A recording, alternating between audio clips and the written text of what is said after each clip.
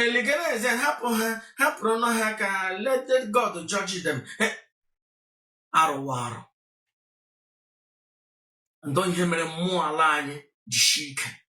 I nwere ndị priest ihu kpọje ha na mmụọ kara aka si ha ga-adụ isi dị n'ezie ha nwụchie agaghị eje ha ga-asị gị oh it's beneath us ha eje ha eshi n'akụkụ jeje lara ike na-eme miracle. Christianity warụ. It is a fact, overwhelming fact with proof that Jesus, the Christ, never walked on this planet Earth. Never walked on this planet Earth. A fact.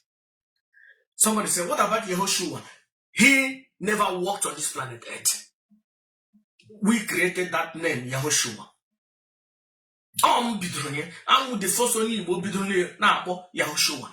Anyị created here. It never existed. The original doesn't exist, and the guy created doesn't exist. Ndị Igbo sọpụrụ na Chukwu. Chukwu mmụọ anyị gbapụtara na. Chukwu mmụọ na-edu anyị. Chukwu mmụọ na-enye anyị ihe niile anyị chọrọ. Chukwu ji geographic place, ji geographic mmụọ nọ n'ala Igbo ebe a na-akpọ ala Igbo. Ọ Chukwu. Sọpụrụ na Chukwu. Kwera no Chukwu. Chukwu naanị ya ka anyị ma. I don't care about any idiot. Whatever grow, I don't care. Ihe mma wụ Chukwu. Chukwu wụ ihe niile. Chukwu wụ ihe niile mma n'ala Igbo. Ihe niile mma n'ala Igbo wụ Chukwu. Achọghị m ịnọ that bullshit. Achọghị m ịnọ any story. Otu ejikwa gbanwa nnụnụ na-efe, otu ejikwere mụta onye, otu ejikwa lekwe that idiot si na ya wụ the God of the Bible. Gara kpọrọ Eve nye Adam. Adam achọ irikere n'elu, Eve ajụ. Eve. Lilith. Adam achọ irikere n'elu, Lilith ajụ. Si mba, na ya ga-ekpe ka Adam rikere n'elu. Lilith ewe iwe. Angel abịa si Lilith na the God si ya submit to Adam ka Adam rikere n'elu tụma ya ime. Lilith ajụ so na nwa Adam ga-arikere n'elu. Adam ewe iwe. Lilith ewe iwe. Lagoro n'eluigwe wụrụ the first demon.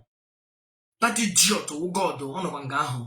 Mgbe na-enwebe rebellion, that idiot enyi nwoke Satan a challenge ya na-achọ ịchụpụ ya n'ọchịchị, na-achọ ịchụda ya n'ọkwa. Ya kpụ ndị otu ugwu ya abịa ha chụrụ Satan. Leba ha chụdara Satan n'elu ụwa.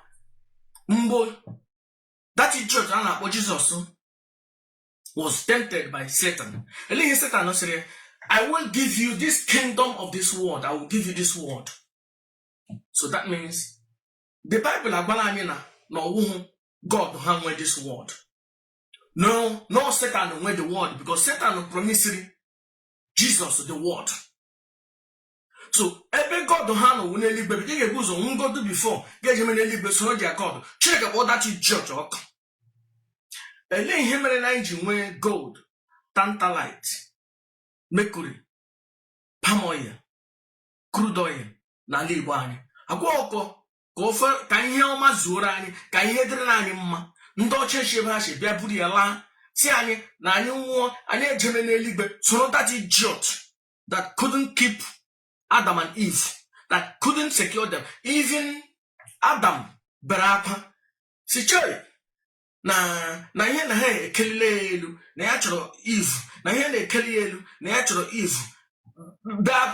Bakwa angel abịa sị ngwa ị chọrọ Eve, ngwa were this gold where do Eve before ha mụta nwa. Are you not an idiot? Oh, mgbe God created Eve, or for which purpose? Oh, na already na ha husband and wife ka ha mekọrịtawa. But Adam have to cry. Say na ihe ekele n'elu na Satan jine ha nwoke na nwaanyị ya rige something. So na ihe ekele n'elu na the God agbabere erie.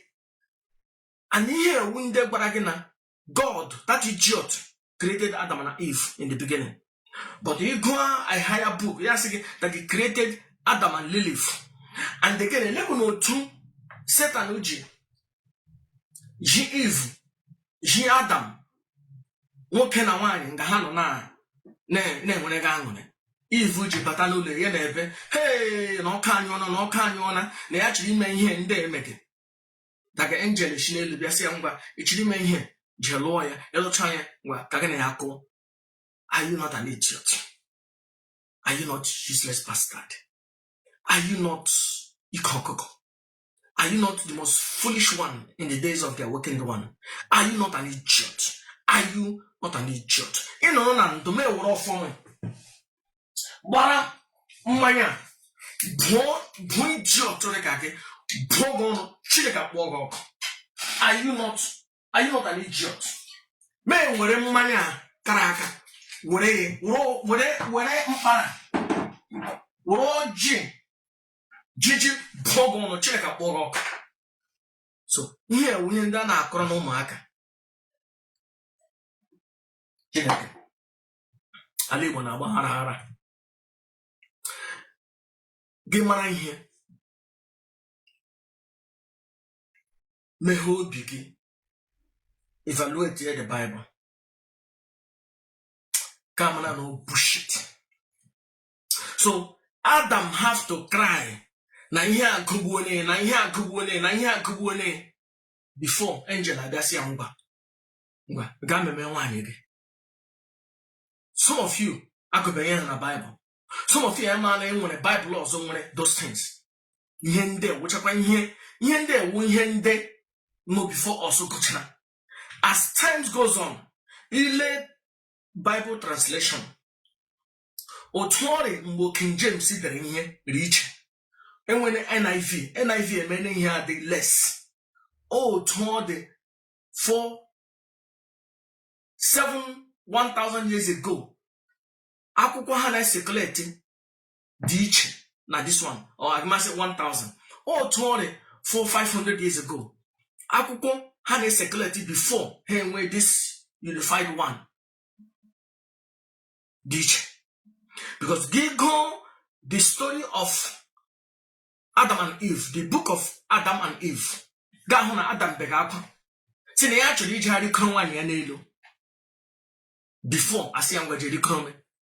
Okay, nwaanyị ịhụ Satan jiri elekwana ebe eji create ya. You people are useless idiot. Mkpọ gị idiot. Why le ihe m ngeji aka makpọ gị idiot? Ọ gị wụrụ idiot nchịrị iwu idiot emere m ihe ọjọọ. Gị hụ ala idiot gwa ya na ọwụ idiot. Ihe ezigbo mmadụ gwa ya ịdịwu onye ọma. Iwu onye ọma Chineke kere dịrị gị mma. Gị hụ ala idiot gwa ya na ọwụ idiot. Christianity wa arụ ga na anyị. Mmadụ ole na-ege ntị na